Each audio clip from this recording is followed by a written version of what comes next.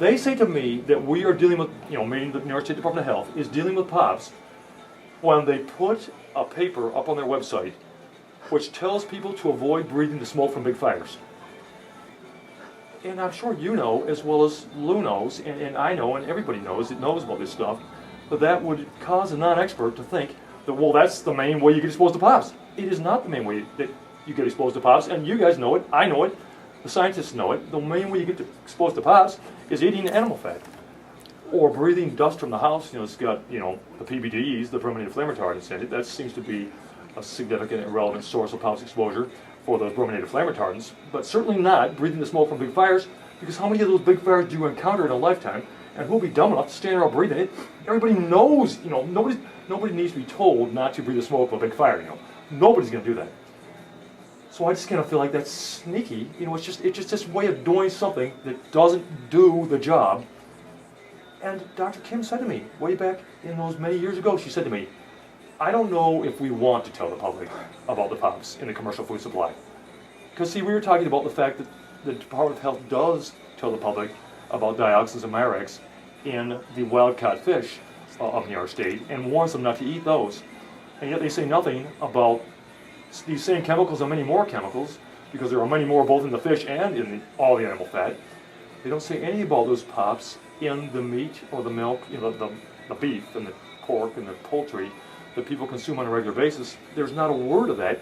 And we're not saying that you guys are any different. It's the way it is. This morning, I was talking to Dr. Angelica Tritcher. She is the top scientist in the WHO's food safety, office.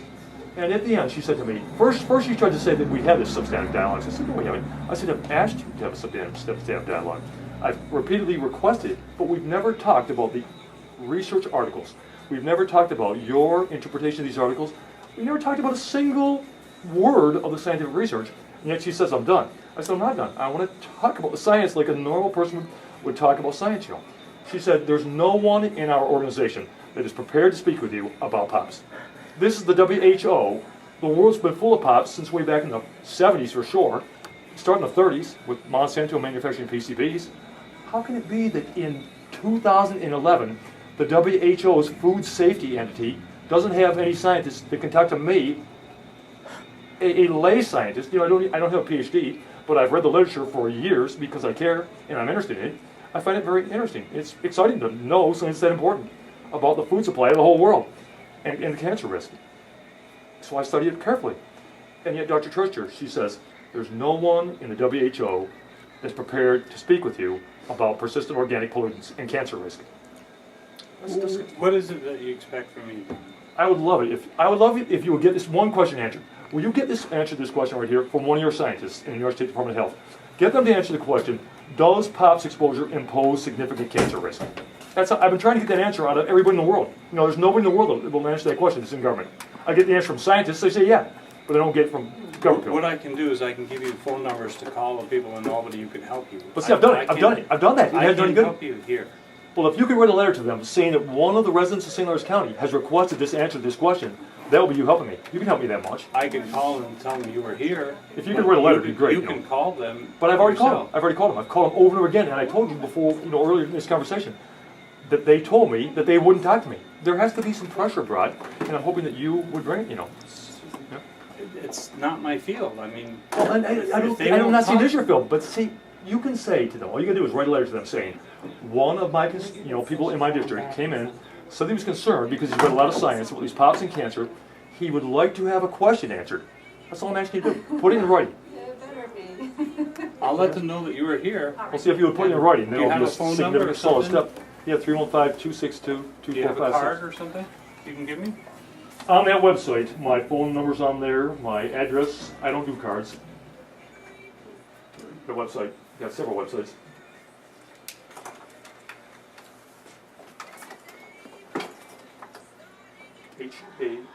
HASSIG 315-262-2456.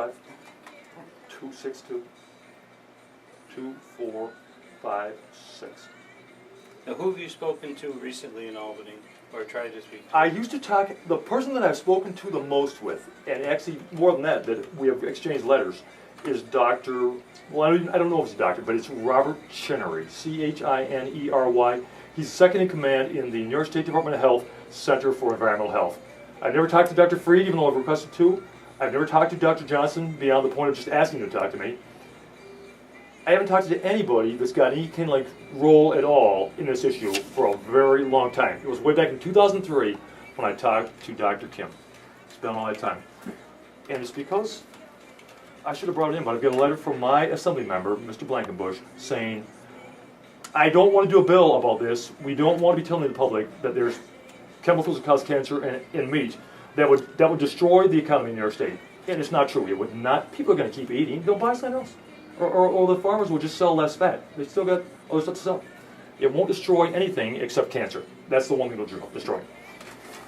And look right here. Look, this is it right here. This is the point right here. Mission. Working together and committed to excellence, we protect and promote the health of New York through prevention. Prevention and science. That's all that. Prevention and science. I saw that and I thought to myself, that is perfect. If they did that, this would be all going wonderfully. You know, if you guys were using the science that I know, I didn't make it up. It's published in the research journals. David O. Carpenter, MD. Arnold J. Schechter, MD. Robert Moore, PhD. All these guys, all these people that are scientists know the same stuff that I know, and they say do it. They say educate about POPs and the food supply. And cancer. And diabetes and heart disease. You know, I do cancer. They say it's more than that. It's like a complex of diseases. The same chemicals that cause cancer in people's bodies cause type 2 diabetes, cause cardiovascular disease, cause attention deficit disorder. They cause obesity. They cause a huge amount of diseases that we all have, and yet we're not using the science. It's wrong. And I made a complaint to the OIG. Look at this right here. The Office of the Inspector General. Get this right here, Lou. Look at this. Look at this right here. It says to write to the Office of the Inspector General. I wrote to him. And the New York State Department of Health. Let's see now. I want to get this straight. I wrote to the OIG complaining about the fact that the New York State Department of Health wasn't educating on POPs exposure cancer risk, wasn't giving a health hazard advisory to the public. I wrote to them. They wrote to Commissioner Shaw saying, respond to this complaint.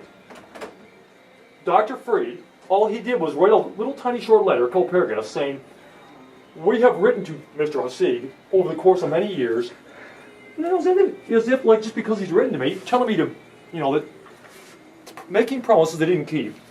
And even making promises that they're out the window. I don't care. They don't need to only do that. They need to do much more.